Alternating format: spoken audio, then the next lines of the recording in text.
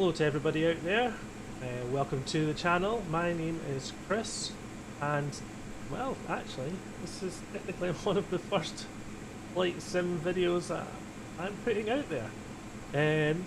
Not my first YouTube video, but definitely the first one on this channel. So I hope you're all well, and please hit that follow button. So, what is the video about? Well, a couple of weeks ago I got a Tobii Eye Tracker, and I felt that I wanted to share some of the things that I like about it, some of the things that I don't like about it, and then to show you, yes, what am I going to do going forward with the device. Now I'm going to show you two use cases today, the first being sitting here in the ATR, this Logan Air one, without any real peripherals other than having a thrust lever and joystick, but not pressing any buttons, etc. and using the tracker to navigate myself around the cockpit. The second one will be more to what I use day to day, where I do have a lot of buttons and switches, where I'm using the Honeycomb Bravo and the Logitech multi-panel, and just to see which one actually, potentially for yourself, would be the better option for you. So let's jump into the cockpit and let's get started. So we're inside the ATR now, and right now I'm just using my mouse to look around, so you can see I can control it pretty well. I have no problems. Aircraft is in hotel mode at the moment, and we are fully configured for our takeoff. But I will show what some of the bits and pieces what you'd expect to do.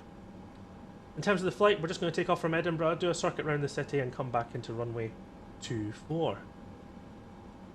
So let me just set the eye tracker on now. So if I center my camera, and just to point out, this video isn't set to, or going to look at the setup of the eye tracker, or you know, some of the settings, etc. This is just how it works for me, and potentially how it works for you, because every person's different.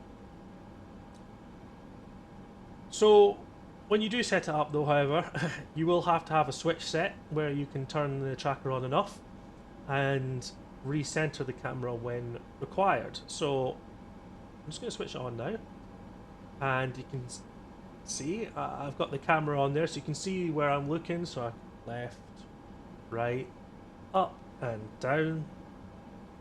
And the reason why I've chosen the ATR to do it is because with the smaller aircraft you can see where it comes into itself. So I'm sitting here, you can see I've kind of slightly moved forward. My head's slightly down. I feel like I'm a bit too close to the panel, so let me see if I can reset the camera. There we go. Let's sit a little bit back there. So let's try and do this normal. So let's suggest we're just setting up the aircraft. So I want to look down at the panel. The first part I would make out is if you're programming anything into the FMC, or regardless of which plane you're using, turn it off. Because your head is going to be very twitchy. Now I've kind of set it so that I can move my head a little bit around and it doesn't pick it up too much. But I still think that even with that, if you see in the camera, I'm kind of looking, you know, my head's off the camera now in terms of the main one. I'm having to look down quite close to get it. My eyes are not centered on the box, and if I'm trying to press buttons, it is a bit janky, right? Depending on where your eyes are looking. Now, a lot of people will remove that setting, so it is primarily focused on your head.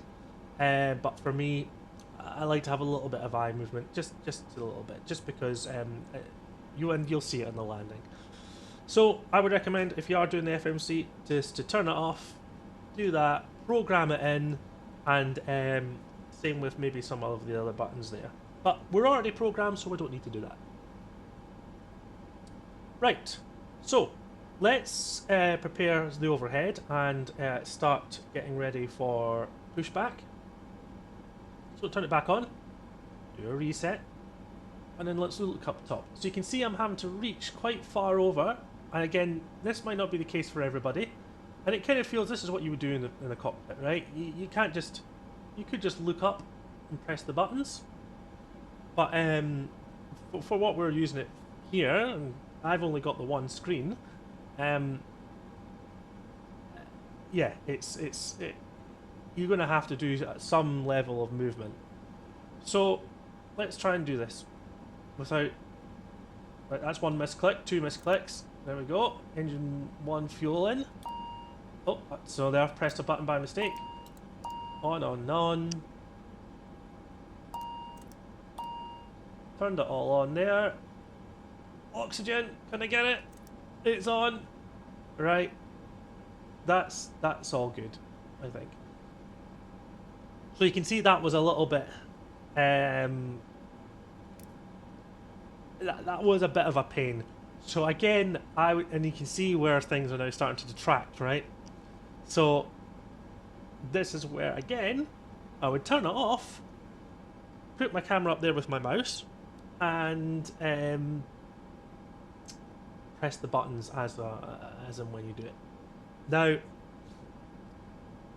as you can see, I'm kind of scratching my nose a little bit here. Got a little bit of an itchy nose. If the camera was on, and so there's a good point there before I mention this. If you've got your camera elsewhere and you turn the eye tracker back on, it centers back on that bit. So I have to kind of put my head all the way back there to get to the center, or I have to, see, resetting the camera doesn't work. You don't see me pressing the button, but I'm trying to reset the camera. So what you actually have to do is you have to use the in-game camera reset to get back to the center. And yes, I don't know if there's some interference with the headset. I'm told there's not, and there isn't usually, but I found it quite not a problem with the headset. But yes, when I'm doing this, I'm itching my nose, see the camera's twitching around. If I'm rubbing my eyes, you know, my head is moving around a little bit, but not too much. If I was taking a drink, I've got Red Bull here, let's do that. So the camera, I put my head up to drink. It's okay. You know, that simulates a little bit of real life. I'm knocking my head back. Let's say I'm just looking down here, I take a drink, the camera starts to reset, it does all sorts of weird things. That's me putting the can back down. Okay. So, let's start the pushback. Oh, sorry, did we finish configuring the aircraft?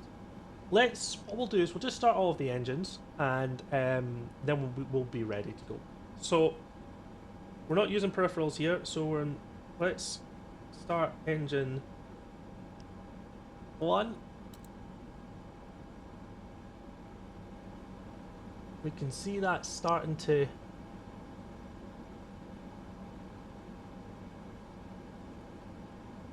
should be oh, because I need the fuel in.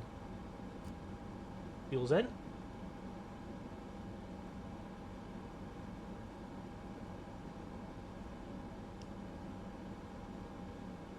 That started there, good. So we can start getting some of these bits and these orange bits off. So let's put engine 1. If I can get it there, it's good. So the engines are on, everything looks good. We turn it off of, this will be the real test. Right, that's off, good. So the engine 2 will start. Let's, oh. Stop. Okay. So both our engines are on. Let's do the pushback. And this is where the eye tracker really comes into play, which is for taxiing, takeoff and landing. Okay, pushback has been completed and we are ready for taxi.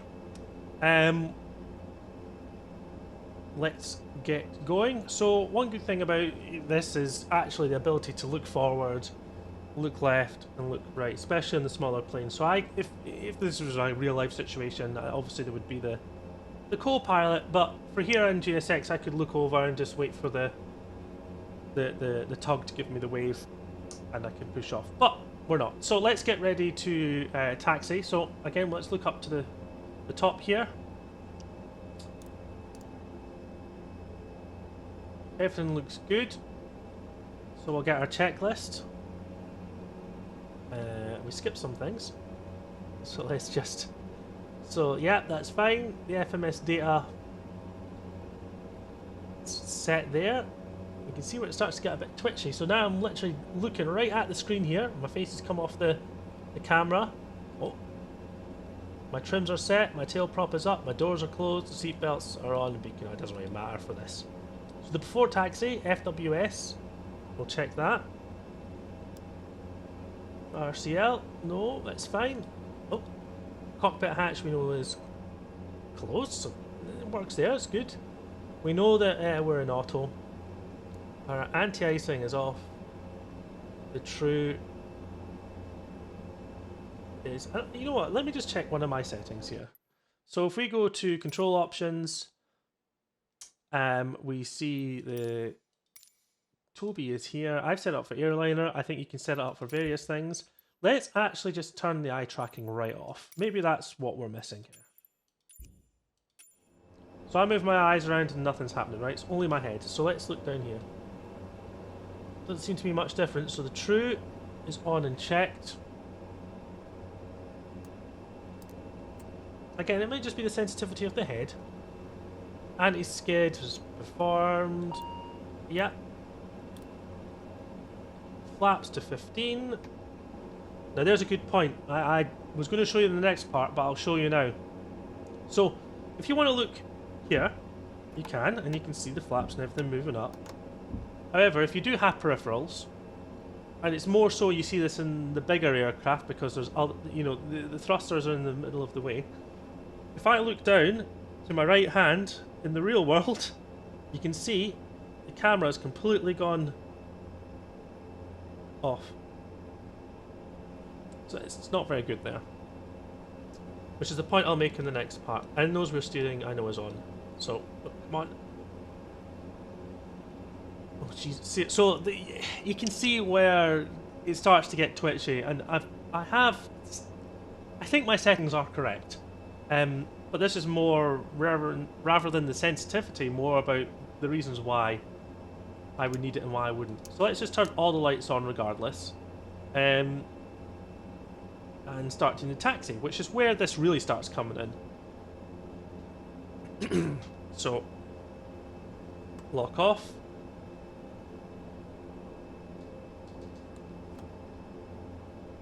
And let's start a taxi. So if this was a busy airport, I'm already speeding. If this was a busy airport, then what you'd be able to do is you could look left and look right, especially on places like VATSIM,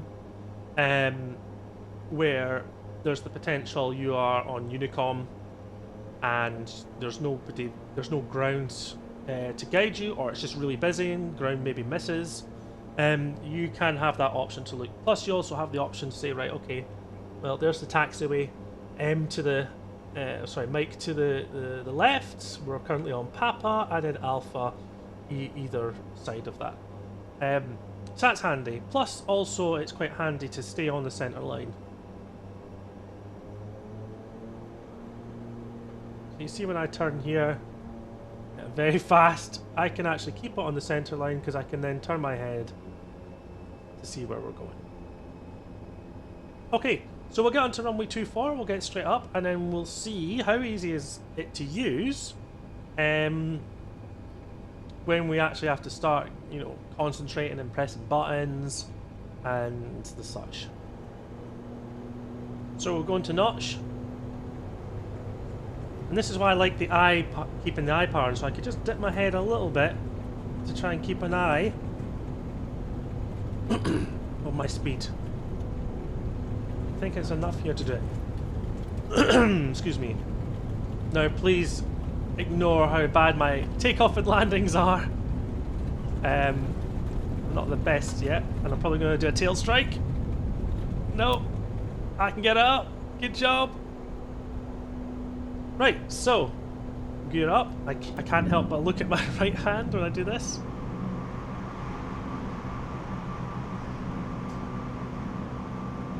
So that's good. Everything's fine there.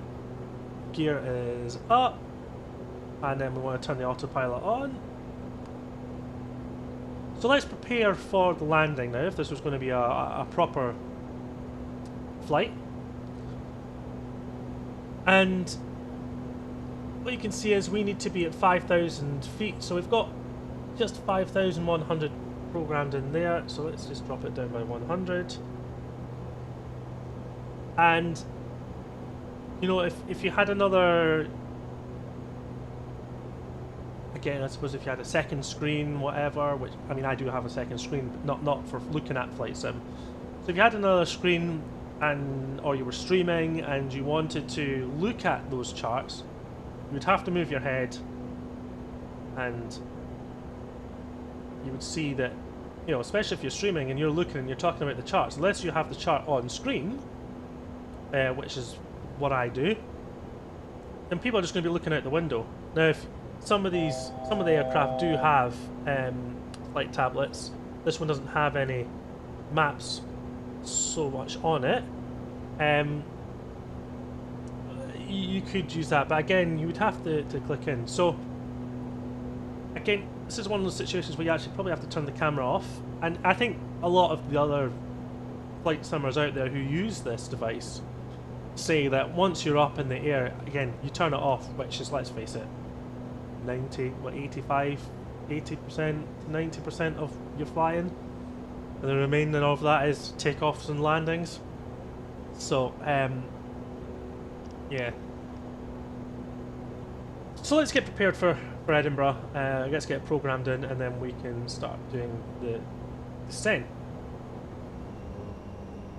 So we're about to do our turn into the final in Edinburgh. And what we want to do is put the CRS and the ILS numbers in there. So the ILS for Edinburgh is 108.9. So I have to look down here. Let's get the right. So navigation. So it was 108.9. So one. And you have to look around. 08. Come on, 9. No, press wrong button. 1. Oh, come on, 8, 9. Did I get it in? I've got it in. Perfect. And CRS is 241. Oh gosh, see how difficult it can get. And it's very hard to see on the screen as well. So this is where you want to try and have both. So 241.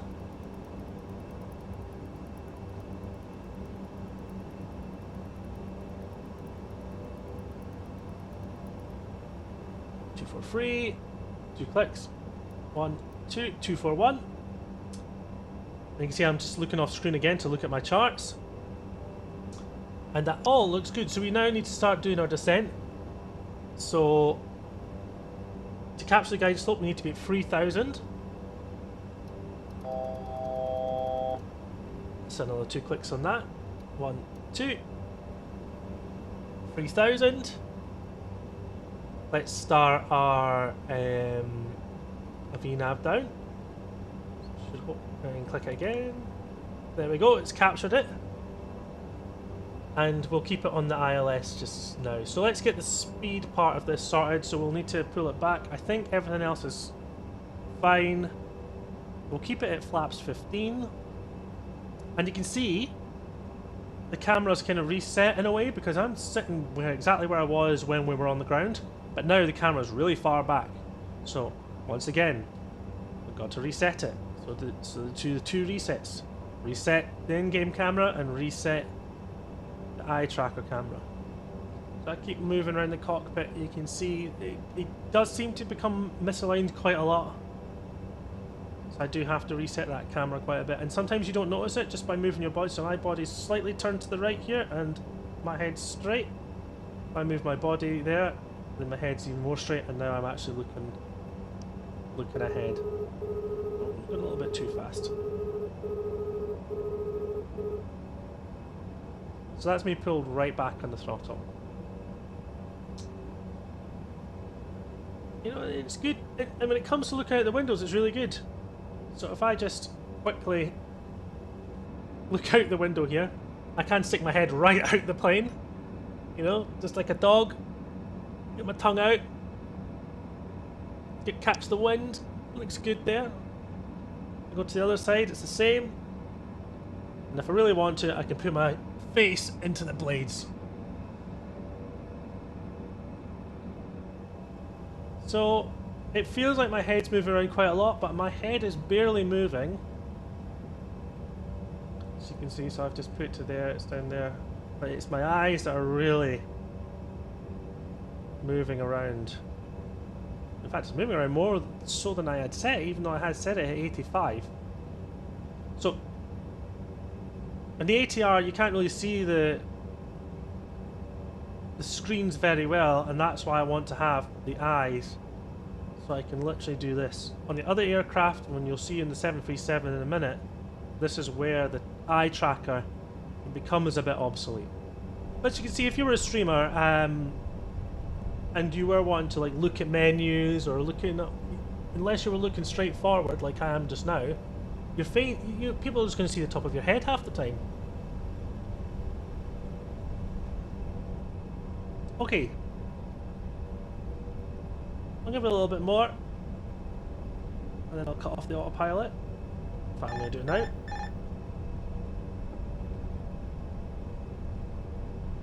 Not quite on the center line.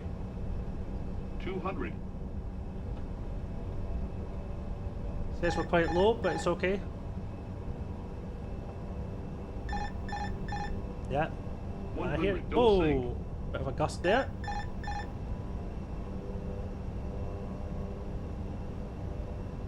Back onto that center line. Now we're probably going to float 50, a little bit. 40, 30, 20, 10. Oh, and do not judge my landings. Okay, so we're on the ground now. Put my flaps up. And for Edinburgh, there's only really two turn-offs, which is this first one coming up and then at the end.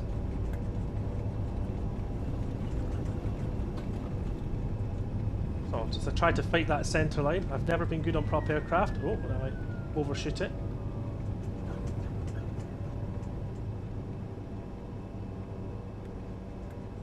You can keep her on the centre line by just looking to the right.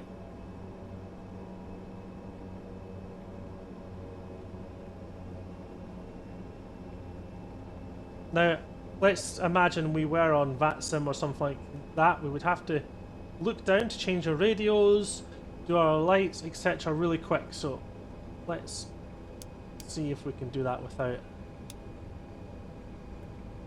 compromise. So that wasn't too bad. We could turn all those switches off, still keep relatively good on the center line, and our speed wasn't so bad as well. In terms of having to change the radios, I mean, you'd have to look down and press bits and pieces. I think that's where we would start to struggle. Here we are at 106, just check. Yep, we've got guidance.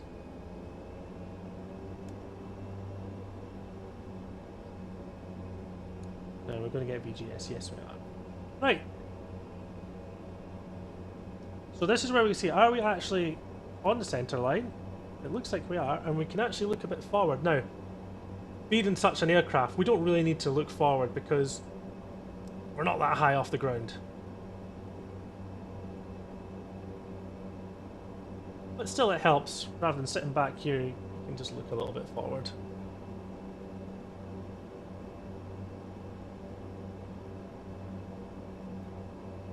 Now the zoom's not that great on it, but again, you're sitting in the pilot seat here, so pilot wouldn't be able to zoom too much forward in terms of their eyes.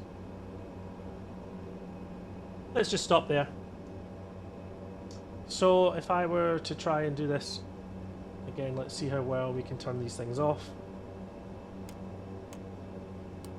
In fact, we're not even going to worry about that. Right, so we've parked up in Edinburgh. Let's have a look outside, and you can see the tracker looks. You can use it outside as well. I think you can use it on the drone camera, but personally I don't see why you would do that. Okay, let's now jump into one of the bigger airliners, and I'm going to show the scenario where I'm using a lot of devices during my flights and live streams, and just to see where I actually think the Tobii Eye Tracker is obsolete in that instance. So let's hop over to another stand and jump right in.